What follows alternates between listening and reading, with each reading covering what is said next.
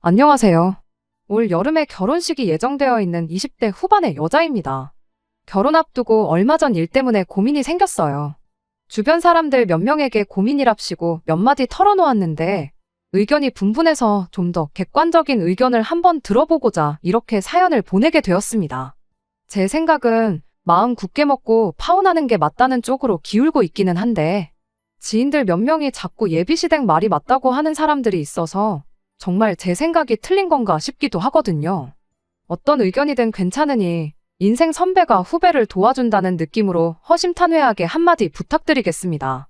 일단 남편 될 사람과 저희 조건부터 이야기하자면 저는 현재 중소기업 총무팀에서 일을 하고 있고 남자친구는 중견기업 다니고 있는 회사원입니다.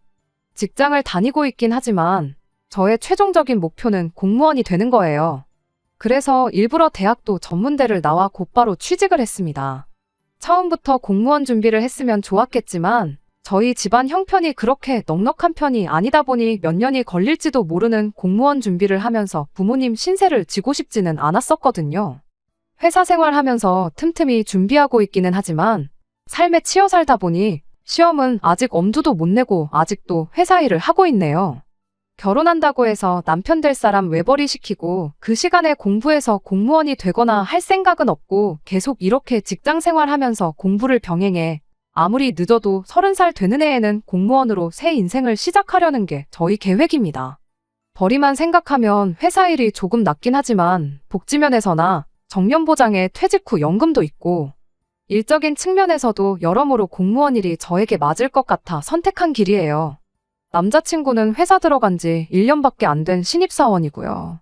당장 벌이만 두고 본다면 몇만 원 정도 제가 더 벌고 있기는 한데 고작 몇만 원 차이로 더 번다고 하기는 조금 그렇긴 합니다.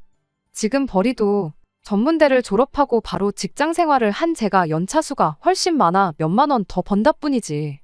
남자친구가 앞으로 승진도 하고 그러면 벌이도 늘어날 테고 앞으로 제가 직장 그만두고 공무원을 시작하게 된다면 그만큼 제 벌이도 줄어들 테니 곧 있으면 뒤집힐 걸 가지고 당장 몇만 원 차이 가지고 제가 조건이 더 좋다고 하기에는 조금 무리가 있다고 생각합니다. 그래서 벌이만 가지고는 누가 더 낫다고 이야기는 하지 않을게요. 하지만 제가 일을 시작한 시기가 몇 년이나 더 빨랐던 만큼 당장 모아놓은 돈도 더 많은 상황이기도 합니다.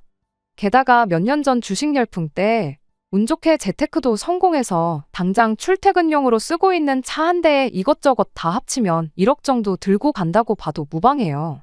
남자친구의 경우에는 취직한 기간은 짧지만 ROTC로 군 생활을 했고 그때 모아놓은 돈이 조금 남아있어 현재 5천만 원을 모아놓은 상황이긴 합니다. 저희 나이에 1억 5천이면 솔직히 적은 돈은 아니라고 생각했어요. 하지만 그렇다고 해서 여유가 있는 건 절대 아니었죠. 솔직히 그 돈으로 결혼식 비용하고 그런 거 다 빼고 나면 서울에 번듯한 신혼집 구하는 건 꿈 같은 상황이잖아요. 알아보지는 않았지만 단칸방이나 구할 수 있을런지 싶었죠. 대출을 얼마나 받아야 하나 그런 것들 한참 남자친구와 이야기하면서 있던 와중에 예비시댁에서 집을 해준다는 말을 꺼내왔어요. 예비시 부모님이 투자용으로 마련해 놓은 아파트가 하나 있는데 기꺼이 그 집을 아들에게 넘겨준다고 해오셨죠. 한푼이 아쉬운 상황에 너무나도 감사한 이야기였지만 솔직히 그 아파트가 지금 저희에게 있어서 큰 도움이 되지 않는다는 게 문제라면 문제였습니다. 평수가 얼마고 구축이고 신축이고 그런 거 다 떠나서 아파트가 정말이지 저희한테는 그 어떤 메리트도 없는 지역에 위치해 있었거든요. 예비 시어머니는 경기도면 서울이나 마찬가지라고 말은 그렇게 하시는데 그 집 근처에서 서울에 갈 수 있는 방법이라곤 출퇴근 시간에 4, 5대 있는 버스가 전부였습니다. 그마저도 루트가 동네 방방곡곡을 돌아다니는 노선이라 솔직한 말로 출퇴근할 때 이용할 수도 없는 계륵 같은 버스였어요. 저야 차가 있으니 어떻게든 출퇴근은 하겠다 싶었지만 남자친구의 경우에는 대중교통을 이용할 시 출퇴근에만 왕복으로 3시간은 더 걸리게 되는 상황이었습니다. 말인즉슨 남자친구도 결혼하면 자기 차를 뽑아야 하는 상황이 된 거거든요. 그럼 그나마도 5천만 원 모아놓은 남자친구 돈이 국산 준중형차 신차 가격을 빼고 계산해보면 2천만 원밖에 없는 거나 마찬가지가 되는 상황이 와버린 거예요. 물론 예비시댁에서 집을 해주는 거니 그것까지 합치고 본다면 저희 2배인 2억 정도 가져온다는 계산이 되긴 하지만 여러모로 그 집에 신혼살림을 차릴 바에는 차라리 그 집을 팔아서 부족한 현금을 만들고 그 돈에 저희들 모은 돈을 합쳐 어떻게든 서울로 비집고 들어가는 게 최선의 선택이라는 생각밖에 들지 않았습니다. 아니면 적어도 지하철역이 가까이 있는 경기권에라도 구하는 게 수가 아닐까 싶었죠. 남자친구도 처음에는 그게 더 낫겠다고 제 의견에 동조하는 분위기였어요. 면허도 사실 장롱면허고 아침 저녁 출퇴근 시간 서울로 들어오고 나가는 도로를 보면 운전하는 것도 까마득하다면서요. 그렇게 남자친구가 제 생각에 따라 집을 정리해서 차라리 그 돈을 저희한테 보태주시면 안 되냐고 물어보기로 했죠. 그런데 예비시댁에 그 집을 팔자는 말을 꺼내자마자 보기 좋게 거절당하고 말았습니다. 그 집이 앞으로 얼마나 오를지 누가 아냐는 이유였지요. 그쪽 지역에 강남까지 개통하는 지하철이 들어선다는 호재가 있긴 했는데 그 이야기가 나온 게 벌써 몇 년 전 이야기고 아직 삽도 안 뜬 상황이거든요. 기사 같은 거 찾아보면 공사를 시작하니 많이 아직도 이런 이야기들 뿐인데 그거 하나 바라보고 당장 그 집에 들어가서 사는 건 아무리 생각해도 말도 안 된다는 게 제 생각이었습니다. 하지만 예비 시어머니는 당신의 투자에 확신 같은 걸 가지고 있었어요. 저의 의견은 당연히 무시당했고 오히려 그 아파트에 신혼살림 차리기 싫으면 차리지 말라고 대신 그 어떤 지원도 안 해줄 테니 잘난 니들끼리 알아서 살라고 하시며 불편한 기색을 숨기지 않으셨지요. 결국 제 의견에 동조해주던 남자친구도 부모님 뜻을 거역 못하고 그거라도 받고 시작하는 게 아무것도 안 받고 시작하는 것보다 낫지 않겠냐며 말을 바꿔 저를 설득해오는 지경에 이르르게 되었어요. 그러면 집을 받자마자 우리가 우리 선에서 팔아버리고 바로 이사를 준비하는 건 어떻겠냐 했는데 그렇게 하면 부모님이 참 좋아하시겠다며 그렇게는 절대 안 될 거라고 아마 못해도 그 소문만 무성한 지하철이 공사를 시작하는 순간까지는 살아야 되는 것 아니겠냐고 한마디 하대요. 그 외에 이런저런 다른 생각들이 몇 가지 더 있었는데 들어볼 가치도 없다는 듯이 나오는 태도로 보아 남자친구는 이미 그 집에 신혼살림 차리는 걸로 마음을 정한 듯 보였습니다. 그래도 그날 저녁에 남자친구가 전화가 와서는 지금 시세보다 1억 이상만 오르면 정리를 해도 좋다고 어머님한테 허락을 받았다는 연락을 해오더라고요. 1억 이상 오르는 걸 니네 눈으로 직접 보면 그때 가선 아마 니들이 먼저 팔 생각이 없어질 거라나 어쩐다나요. 그때까지는 저도 어쩔 수 없다 생각했어요. 남자친구 말 맞다나 어쨌든 한푼이 아쉬운 상황이기도 했고 주변 사람들도 이때는 하나같이 1억 8천이 누구 집 개 이름인 줄 아냐며 일단 빚 없이 집이 있는 것만도 축복이라는 식으로 말을 해줬었거든요. 그 소문에 지하철이 언제 들어올지는 모르겠지만 어떤 이유로든 집값이 조금만 오르게 된다면 어떻게든 예비 시어머니를 설득해서 집 팔아가지고 이사가고 조금만 버티자는 식으로 마음을 잡았습니다. 이때까지는 딱히 고민도 없었고 저도 마음을 다잡은 상태였다 보니 불만이 없었어요. 그런데 얼마 전 일로 신혼집을 어디에 하는 게 문제가 아니라 이 결혼 자체가 맞는 건가 싶은 고민에 빠지게 되었습니다. 이 사연을 보내게 된 이유도 그 때문이에요.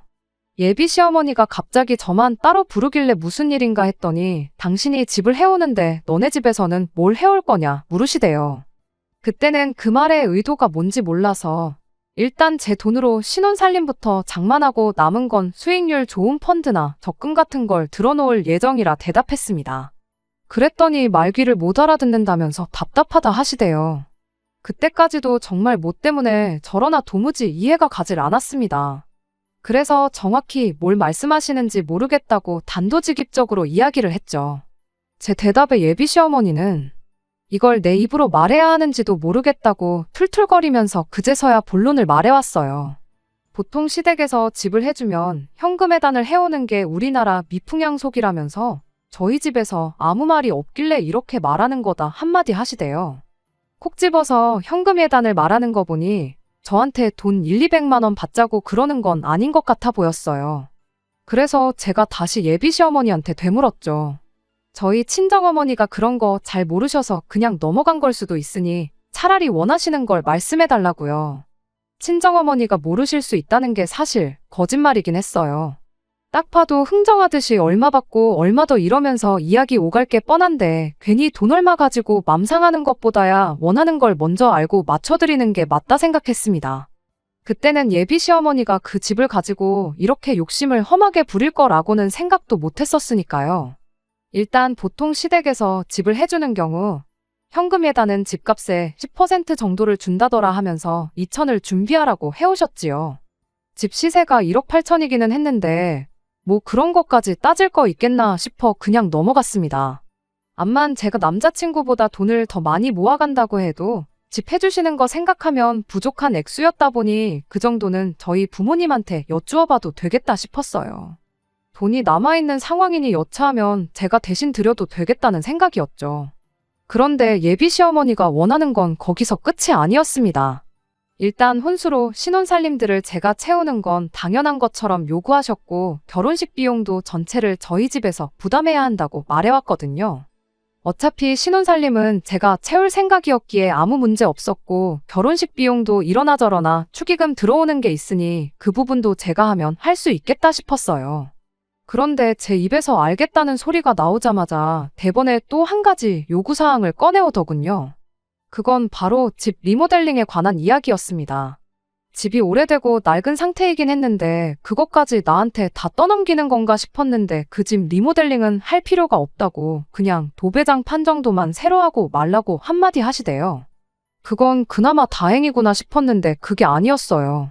원래 이래저래 전부 다 뜯어 고쳐야 하는 게 맞지만 어차피 그 집은 조만간 지하철 노선 공사가 시작되면 몇 년 살다가 정리할 집이니 돈 아깝게 고칠 필요가 없다네요. 언제 공사가 시작될지도 모르시면서 아직도 저 이야기를 하시나 싶어 혼자 속으로 답답해하던 찰나 그대로 마시고 있던 주스를 예비시모 얼굴에 뿜어버릴 뻔했습니다.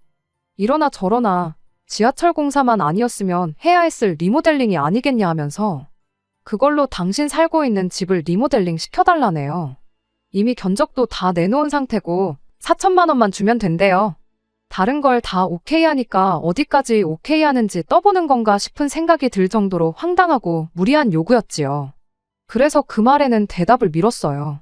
그건 부모님하고 한번 상의해보는 게 좋겠다고요. 그랬더니 그 새를 놓치지 않고 너네 엄마는 그런 거 잘 모른다면서 뭘 물어보냐고 따지시대요. 그냥 다들 그렇게 하는 거고 니들 어차피 그 집에서 평생 살 생각도 없다지 않았냐. 집값 오르면 집을 판다고 하지 않았냐고. 그것만 아니었으면 고쳐서 살았어야 할 집 아니었냐며 어차피 돈은 똑같이 들어갈 거였다는 걸 잘 좀 설명하라 하시대요. 지금은 치사해 보여도 나중에 그 집이 5억, 6억 정도까지 가게 될 텐데 그거 생각하면 리모델링비 4천 내주는 거 껌값이나 마찬가지라고 당신한테 고마워하게 될 날이 올 거라고 절대 손해보는 장사가 아니니 아까워 말라면서요. 그것 때문에 고민이 참 많아졌어요. 현금 예단 2천에 리모델링 4천, 혼수랑 결혼 비용까지 대충 계산해보면 제가 22살 이후로 평생을 바쳐 모은 돈을 전부 털어먹겠다는 소리로 밖에 안 들리거든요. 설마 그랬겠어?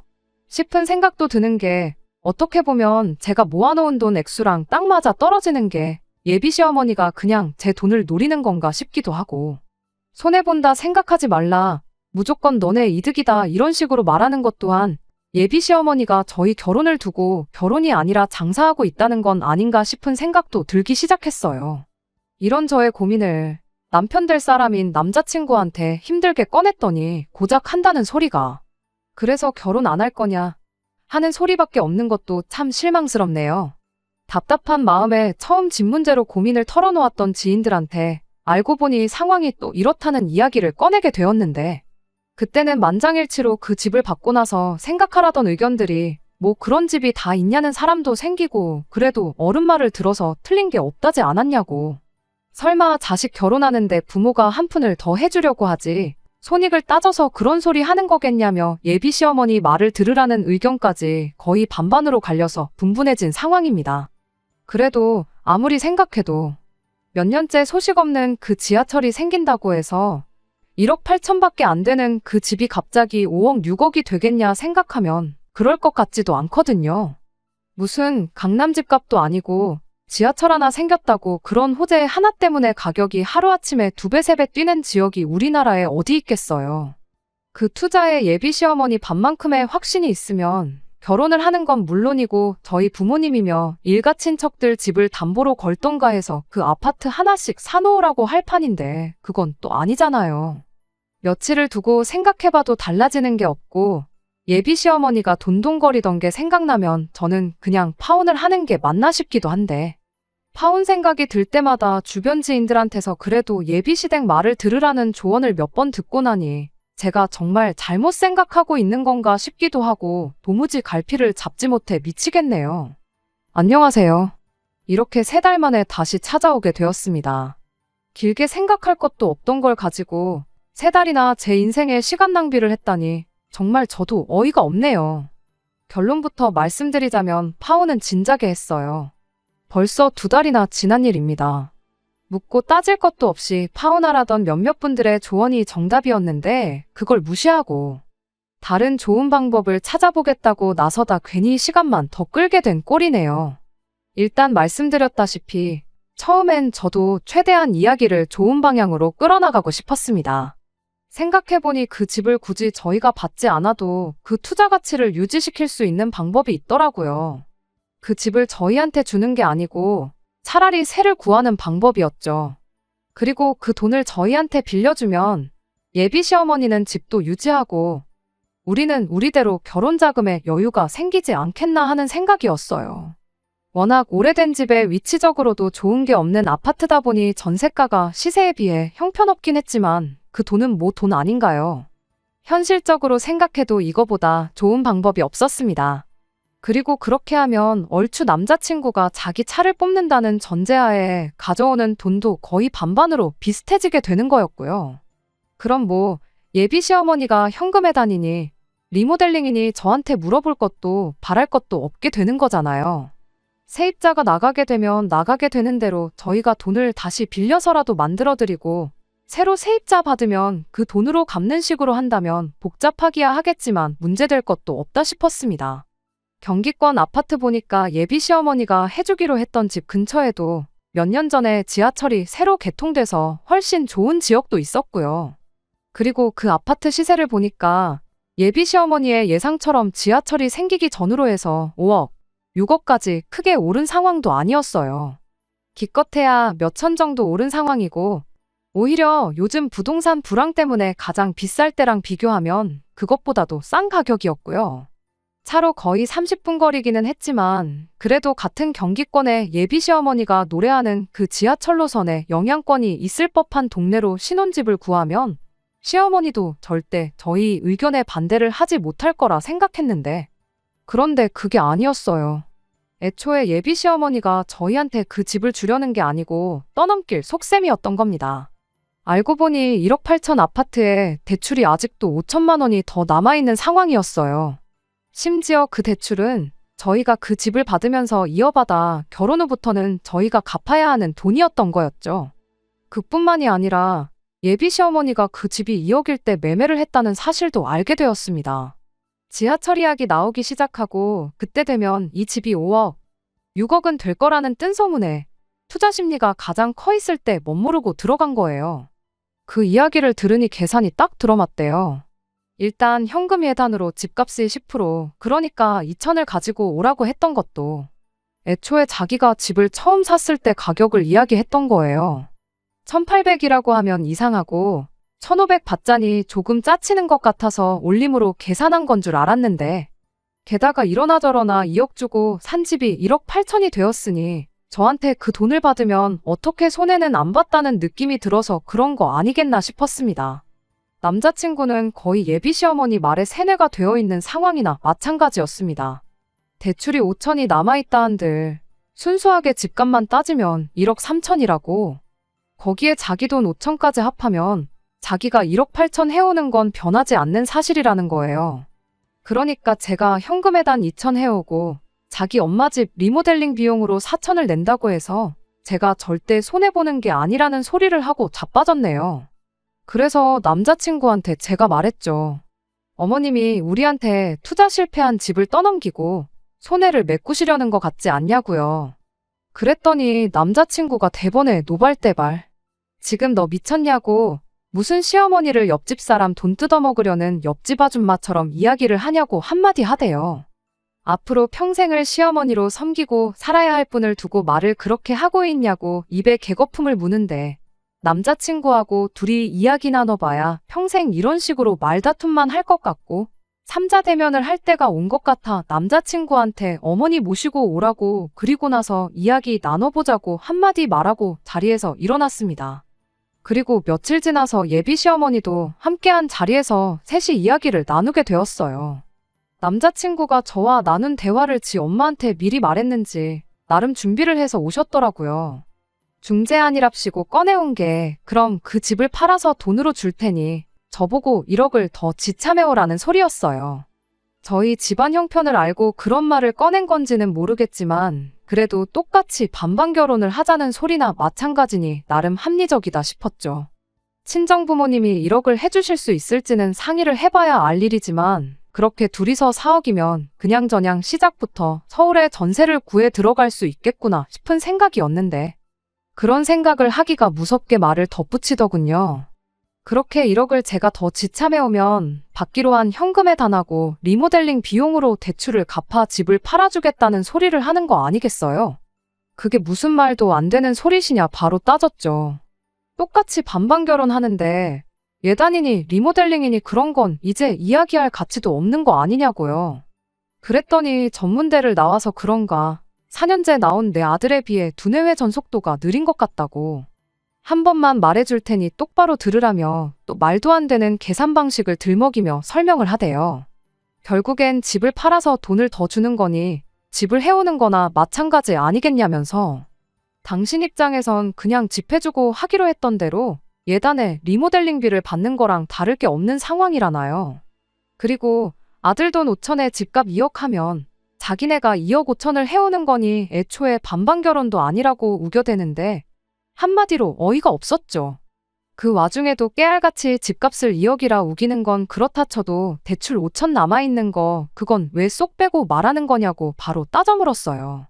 정확히 따지고 보면 남자친구 돈 5천에 집으로 1억 3천이니 내가 1억을 더 지참해온다고 가정하면 2천을 더 해오는 게 맞지 않냐고요. 그랬더니 또 한다는 소리가 너 때문에 안 팔아도 되는 집을 팔게 생겼으니 이러는 거 아니겠냐고 바득바득 우기는 거 아니겠어요? 그래서 아드님한테 내 말 못 들으셨냐. 집 팔지 말고 가지고 계시라고.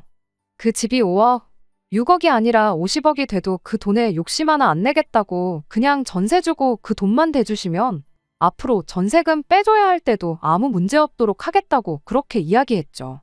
그랬더니 예비 시어머니가 이제야 네 속셈을 알겠다며 못 배운 것들이 욕심만 더하다더니 아주 무서운 년이었구나 하면서 말도 안 되는 어깃장을 부리기 시작하는 거 아니겠어요?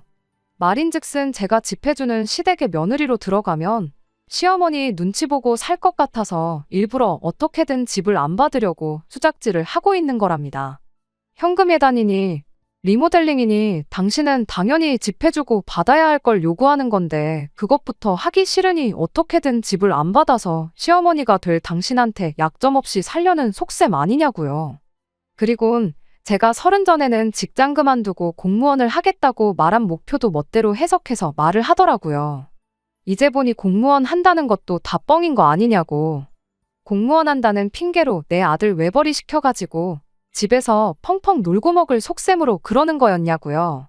하기야 공무원 시험 칠 대가리가 있었으면 전문대가 아니라 4년제 대학을 가지 않았겠냐는 소리까지 하는데 그걸 듣고 있자니 제가 무슨 꼴을 보려고 이 결혼을 끝까지 하겠다고 사연까지 써서 다른 분들 의견까지 들어보고 그랬나 싶은 생각밖에 안 들었어요. 그래서 편하실 대로 생각하시라 한마디 했죠. 그리고 예비 시어머니 아니 그 아들 결혼으로 지 손해본 거 메꿀 생각밖에 없는 장사꾼만도 못한 사기꾼 아줌마한테 한마디 했어요. 귀는 얇아가지고 남들 하는 소리만 듣고 2억으로 집 샀다가 홀랑 날려먹게 생겨서 그동안 얼마나 근심 걱정에 잠도 제대로 못 주무셨을 거 생각하면 내 마음이 다 아프다고요.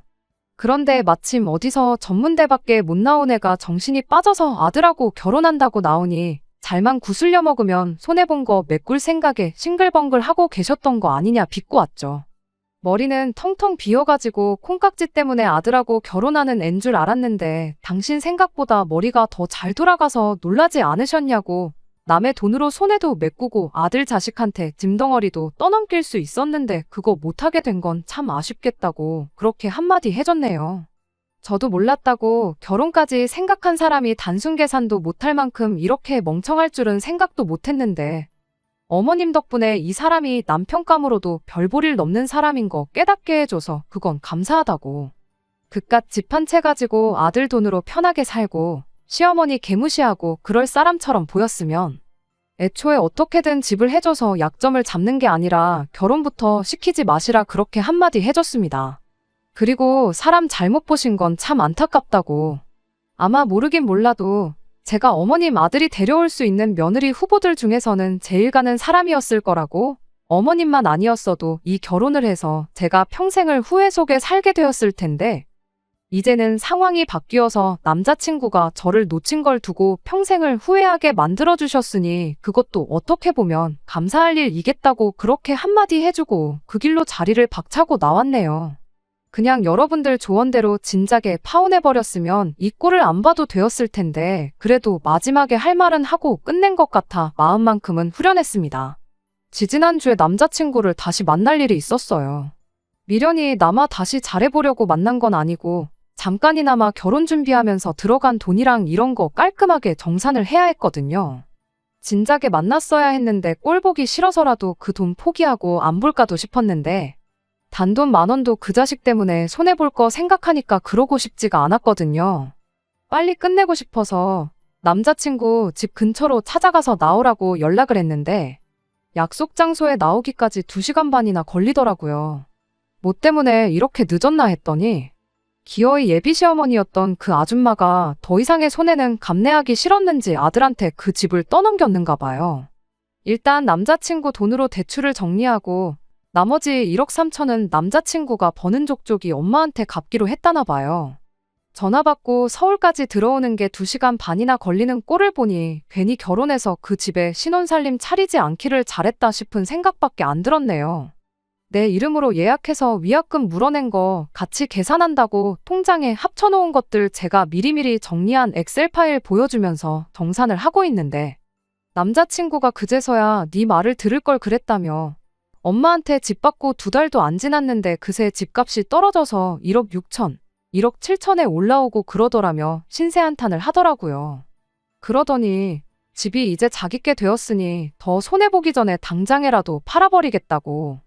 그렇게 하면 다시 자기랑 결혼할 생각은 없느냐 묻대요. 그래서 대번에 제가 미쳤냐고 네가 나면 당신 어머니 같은 사람을 시어머니로 모시고 살 수 있겠냐고 한마디 해주고 바로 말을 끊어버렸습니다. 사실 이 말도 일전에 남자친구가 시어머니로 섬기고 살 사람한테 말이 그게 뭐냐고 한마디 했을 때 못해줘서 아쉬운 말이었는데 덕분에 아쉬움도 풀고 좋았네요. 그리고 집값이 떨어졌으면 그 아줌마한테 1억 3천 주고 나면 꼴랑 3천만 원 남는 건데 내가 미쳤다고 이 나이에 1억이나 모아놓고 모아놓은 돈 3천밖에 없는 거지 하고 결혼하겠느냐 한마디 해주고 정산 끝내고 자리에서 나왔네요. 진작에 여러분들께서 해주신 조언을 들었다면 싶을 때도 있지만 한편으론 시간 끌어서 좋은 점도 있다 싶어요. 안 그랬으면 남자친구가 저렇게 쫄딱 망하는 꼴도 못 봤을 테니까요. 그리고 예비시댁 말을 들으라고 했던 지인들도 다시 보게 되는 기회가 되었습니다. 얼굴도 모르는 분들이 제게 해준 조언은 100이면 100점부 파혼하라는 의견뿐이었는데 누가 봐도 파혼이 마땅한 상황에 예비 시어머니 말을 들으라는 조언을 해준 사람들이면 모르긴 몰라도 제가 잘 안 풀리기를 바라는 사람들 아니겠나 싶어서요. 물론 진심으로 저를 생각해서 조언을 해줬을 확률도 있긴 하겠지만 적어도 앞으로 제가 제 인생에 어떤 결정을 내릴 때 있어서 이 사람들한테 도와달랍시고 물어보기 전에 걸을 수 있게 되었으니 여러모로 저한테는 잠깐이나마 주저했던 파혼이 오히려 도움이 되었다고 봐도 되겠네요. 끝까지 들어주셔서 감사합니다. 오늘의 사연은 여기까지입니다. 구독과 좋아요, 알람 설정 부탁드리고 더 좋은 사연으로 다시 찾아뵙겠습니다. 감사합니다.